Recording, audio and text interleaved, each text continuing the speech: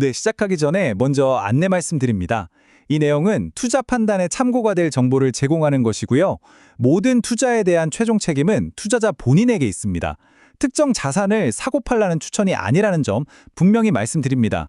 주식으로 세상 이야기에 오신 여러분 환영합니다. 오늘은 시장의 시끄러운 소음들 저 너머에서 일어나고 있는 거대한 구조적 변화, 그 중심에 있는 자산이죠. 바로 이더리움의 진짜 본질을 한번 파헤쳐볼까 합니다. 아마 시장에서 일반적으로 들리는 이야기와는 전혀 다를 겁니다. 어쩌면 좀 도발적일 수도 있는 가설인데 이걸 데이터로 한번 증명해보죠. 자, 모든 분석은 바로 이 질문 하나에서 출발해야 합니다. 2026년, 지금 말이죠. 우리는 굉장히 기이한 현상을 보고 있어요. 네트워크는 역사상 그 어느 때보다 활발하게 돌아가는데 정작 가격은 전혀 힘을 못 쓰는 이 모순적인 상황. 이걸 우리는 거대한 불일치, 바로 그레이트 다이버전스라고 부릅니다. 이 현상을 제대로 이해하는 게 오늘 분석의 가장 중요한 핵심입니다.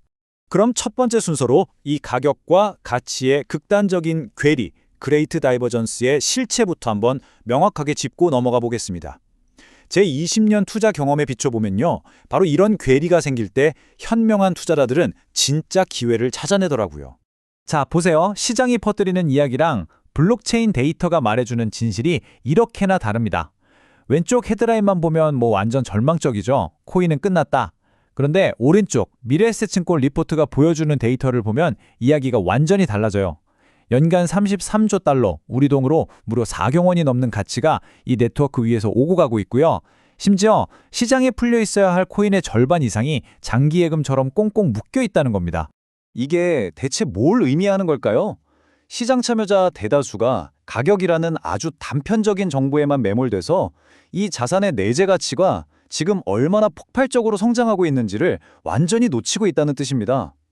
이런 인지 부조화의 틈새를 비집고 감정이 아니라 데이터를 믿는 기관 투자자들은 조용히 움직이기 시작하는 법이죠. 그렇다면 이 어마어마한 네트워크 활동은 대체 어디서 오는 걸까요? 바로 이 지점에서 이더리움의 패러다임이 통째로 바뀌고 있습니다. 이제 더는 단순한 코인이 아니에요. 다가오는 AI 경제에 보이지 않는 인프라, 즉 경제의 척추로서 진짜 역할이 시작된 겁니다. 지금까지 시장은 이렇게 믿어왔어요.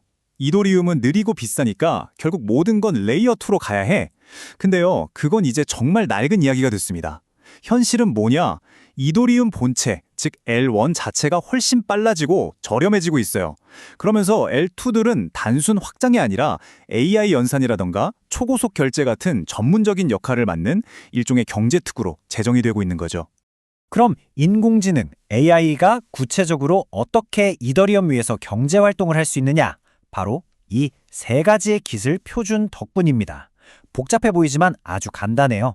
AI에게 주민등록증을 발급해서 신원을 만들어주고 공인인증서를 줘서 안전하게 자산을 관리하게 하고 마지막으로 신용카드를 쥐어주는 겁니다.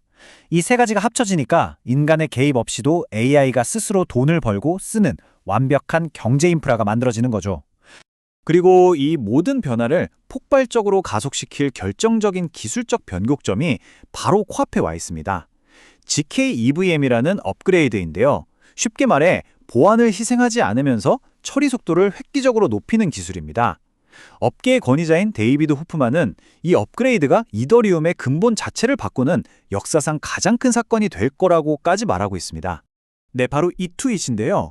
데이비드 호프만은 이게 단순한 개선이 아니라 시장의 판을 바꾸는 게임 체인저가 될 거라고 선언했어요.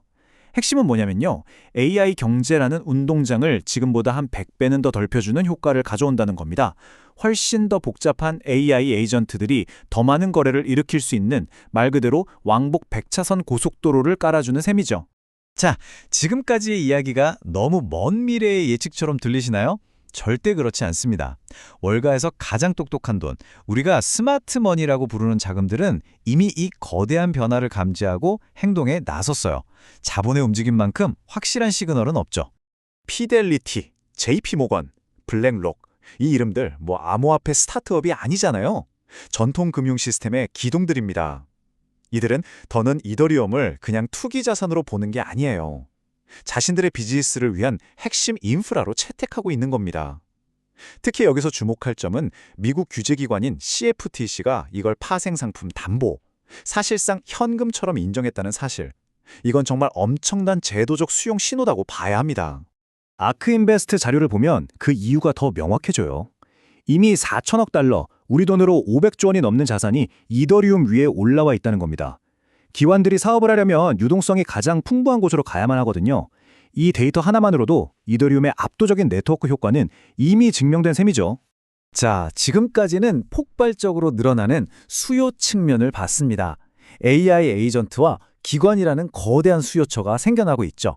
그럼 이제 경제 방정식의 반대편, 바로 공급 쪽을 들여다볼 차례입니다. 그런데 여기에는 아주 흥미로우면서 어쩌면 조금은 무서운 이야기가 숨어 있습니다. 50% 이상. 이 숫자가 의미하는 바는 정말 엄청납니다.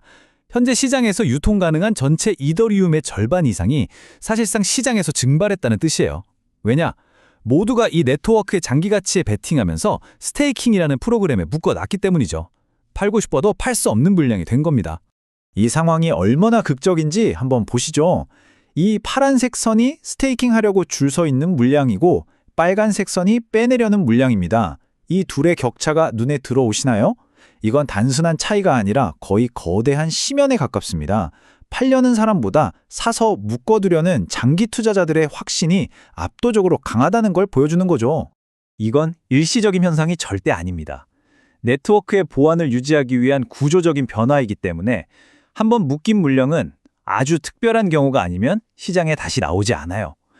수요는 폭발하는데 공급은 계속 말라붙는 전형적인 공급 쇼크, 즉 서플라이 스퀴즈의 전조가 나타나고 있는 겁니다.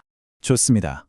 우리는 지금까지 그레이트 다이버전스, AI 경제 인프라, 기관의 진입, 그리고 공급 쇼크라는 4가지 핵심 조각들을 하나씩 살펴봤습니다.